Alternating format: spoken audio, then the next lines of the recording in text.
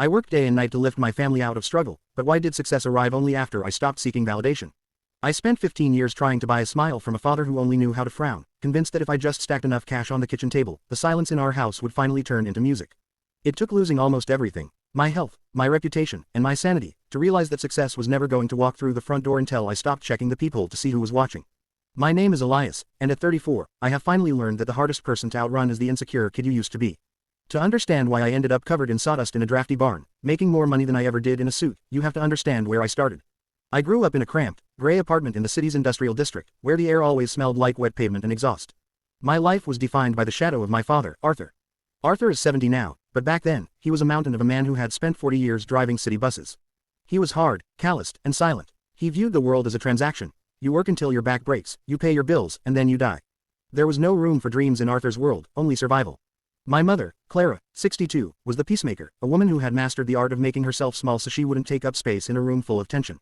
Then there was my sister, Maya, 36, who had the good sense to stop caring early on. She worked as a florist, barely scraping by, but she laughed louder than anyone I knew. I, however, was the golden child. I was the one who was going to lift us out. I was the one who was going to prove to Arthur that life could be more than just survival. I decided I would become an architect. I wanted to build things that touched the sky, things so undeniable that my father would have to look up and acknowledge me. I spent my 20s in a blur of caffeine and ambition. I clawed my way into a prestigious firm in the city center. I wasn't just working, I was at war with my own background. I worked 90-hour weeks, sleeping under my desk, eating vending machine dinners, and obsessing over every line on the blueprints. I became a machine. By the time I was 32, I was a senior associate. I had the corner office with the glass walls, the German car, and the designer watch. But here is the thing about trying to fill a void with money, it's like trying to fill a black hole with water. It just disappears. I remember the day I bought my parents a house. It was a beautiful, sprawling place in the suburbs, with a garden for my mother and a garage for my father. I handed Arthur the keys, my heart pounding in my chest, waiting for the moment. I wanted him to cry. I wanted him to hug me and say, "You did it, Elias. You're the man I never was." Instead, he took the keys, looked at the house, and frowned. He asked me how much the property tax was going to be. He asked if the roof was insulated properly. He walked through the empty rooms, his boots echoing on the hardwood, and said it felt too big for two old people. He didn't see a gift, he saw a burden. Have you ever poured your soul into a gesture, only to have it rejected not with anger, but with indifference? How do you keep moving when the fuel you've been running on suddenly turns into water? That rejection planted a seed of rot in my chest. I went back to the city, but the fire was gone. I was just going through the motions, driven by a desperate, toxic need to do more. If the house wasn't enough, maybe a promotion would be. If the car wasn't enough, maybe an award would be. I started taking on impossible projects. I became aggressive in meetings. I alienated my colleagues. I was drowning, and I was convinced that if I just swam harder, the shore would appear. The breaking point didn't come with a bang, it came with a whisper. I was 34, standing at the head of a mahogany boardroom table, pitching a multi-million-dollar waterfront development to a group of investors. I looked at the screen, at the rendering of the glass tower I had designed, and suddenly, it didn't look like a building. It looked like a cage. My vision blurred. My heart started hammering against my ribs like a trapped bird. I couldn't breathe. My hands, which were usually steady enough to draw fine lines, started shaking so violently I dropped the laser pointer. I tried to speak, but no words came out. I simply crumpled. I fell to the floor in front of the board of directors, gasping for air, convinced I was dying. I wasn't dying. It was a severe panic attack, followed by total physical burnout. My nervous system had simply decided to quit. I spent 3 days in a hospital bed, staring at the white ceiling. The firm sent flowers, but they also sent a courier to pick up my laptop. I was replaced before I was even discharged. When I got out of the hospital, I didn't go back to my apartment. I couldn't bear the sight of the things I had bought to prove I was successful. I felt a deep, crushing shame. I was the golden child who had rusted. I imagined Arthur's face, the validation, "I told you so, look." I couldn't face him. I did something drastic. I sold everything. The car, the watch, the furniture. I broke my lease. I took the cash and bought a dilapidated, abandoned carpentry workshop on the edge of a forgotten town 2 hours away from the city. It wasn't an investment, it was a hiding place. I moved into the small, drafty office at the back of the workshop. I had a cot, a hot plate, and silence. For the first month, I did nothing. I sat on the floor and stared at the dust motes dancing in the light. I was grieving the death of the person I thought I was supposed to be. I was 34, unemployed, single, and estranged from my family. By every metric of the world I came from, I was a loser. But slowly, the silence began to heal me. I started touching the tools left behind by the previous owner. Old chisels, rusted saws, a lathe that looked like it belonged in a museum. I picked up a piece of scrap wood, a gnarled, twisted root of an old oak tree that had probably been thrown away because it wasn't straight. I didn't have a plan. I just started sanding. I didn't draw a blueprint. I didn't think about market value. I just followed the grain of the wood. I spent days on that one piece of wood, smoothing out the rough edges but leaving the deep cracks and scars visible. I poured clear epoxy into the voids, highlighting the imperfections rather than hiding them. I made a table. It wasn't perfect. It was heavy, asymmetrical, and raw. But when I ran my hand over it, I felt something I hadn't felt in 15 years, peace. What would you do if you realized that the thing you were best at was the thing that paid the least?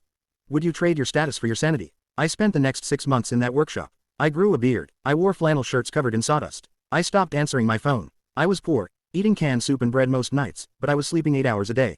I started reclaiming wood from fallen barns and storm-damaged trees. I saw beauty in the things the world had discarded. I wasn't trying to save my family anymore. I wasn't trying to impress Arthur. I had let go of that rope. I realized that my need for his validation was a cage I had built for myself. I accepted that he might never be proud of me, and for the first time, that thought didn't cripple me. It freed me. I worked day and night, not out of fear, but out of obsession.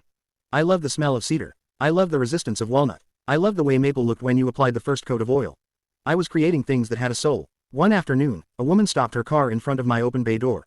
She was lost, looking for directions to the highway. She stepped inside to ask for help and froze when she saw the collection of furniture I had built. "Where did you get these?" she asked, running her manicured hand over the live edge of a coffee table. "I made them," I said, wiping grease from my hands. "Just messing around with scrap." She looked at me, then back at the table. "This isn't messing around. This is honest. Everything in the city is so polished, so fake. This feels real." She bought the table on the spot. She paid me cash, 3 times what I would have asked for. It turned out she was an interior scout for high-end lofts in the city. She took photos of the rest of my work. 2 weeks later, my email, which I rarely checked, was flooded. The scout had posted the photos. People were clamoring for my authentic, reclaimed, artisan furniture. They loved the story of the architect who quit the rat race to work with his hands. It was ironic. The very thing I had done to escape the world was making the world chase me. I started selling pieces for prices that made me laugh. A dining table sold for more than my monthly salary at the architecture firm. But here was the difference. I didn't care. I wasn't doing it for the money. If nobody bought them, I would have kept making them anyway. That detachment, that lack of desperation, made the work better. It gave me a negotiation power I never had when I was begging for approval. I wasn't seeking validation, so I didn't compromise. I told clients, "It's ready when it's ready." I told them, "I pick the wood, not you." And because I didn't need them, they wanted me more. I hadn't spoken to Arthur in nearly a year. I assumed he was ashamed of me. I assumed he told the neighbors I had gone crazy. But with the influx of orders, I needed help. I needed someone who knew how to drive a truck, someone who knew how to organize a logistics schedule. I swallowed my pride and drove to my parents' house. I pulled up in my dusty pickup truck, wearing my work boots. Maya was there, sitting on the porch. She smiled when she saw me. She told me I looked human, for the first time in a decade. Arthur came out of the garage. He looked older. He saw the truck. He saw the boots. He saw the sawdust in my hair. I expected the lecture. I expected the "I told you so." "I need help, Dad," I said, keeping it simple. "I'm building furniture. It's taking off. I need someone to manage the deliveries. I can't pay you a lot yet, but..." Arthur didn't say anything. He walked over to the truck bed where I had a finished walnut bench strapped down. He ran his hand over the joint work. He looked at the dovetail corners. He looked at the way I had sanded the curve of the leg. "You made this?" he asked. His voice was gruff, but there was a crack in it. "Yeah," I said. "It's just wood." "This isn't just wood," he said quietly. "This is good work, honest work." He looked up at me, and I saw it. I finally saw it. He wasn't looking at a bank account. He wasn't looking at a suit. He was looking at craftsmanship. Arthur respected labor. He respected sweat. He didn't understand the abstract world of architecture and finance, but he understood the tangible reality of building something with your hands. "I'll drive the truck," he said. That was 2 years ago. Today, my workshop employs 10 people. Maya runs the front office and handles the clients. Arthur runs the logistics. He's 72, and he's happier than I've ever seen him. He comes into the shop every morning with coffee, critiques my sanding, and grumbles about the lumber prices, but he smiles. I realized that for years, I was speaking a language he couldn't understand. I was trying to impress him with things that meant nothing to him. But when I stopped trying to be the success, and just became myself, we found a common ground. The money is there now. The struggle is over. I paid off their mortgage, not with a lump sum from a bonus I hated earning, but with checks signed by Elias Woodworks. And this time, Arthur didn't complain about the taxes. He framed the first check. I worked day and night to save them, but I couldn't save them until I saved myself. I had to stop performing. I had to stop looking for a round of applause. Success didn't come when I chased it. It came when I sat down, did the work that mattered to me, and let the world come to find me. We spend so much of our lives screaming, "Look at me," that we forget to look at what we're actually doing. The moment I stopped seeking validation was the moment I became valid. I want to know your take. Is it possible to be truly successful if you're still doing it to prove someone else wrong? Or is true success always a solo journey of self-discovery? If this story hit home for you and made you rethink who you're living your life for, please like, share, and subscribe. Sometimes the biggest struggle we have to overcome isn't poverty or failure, it's the need to be seen. Let's stop building cages and start building lives.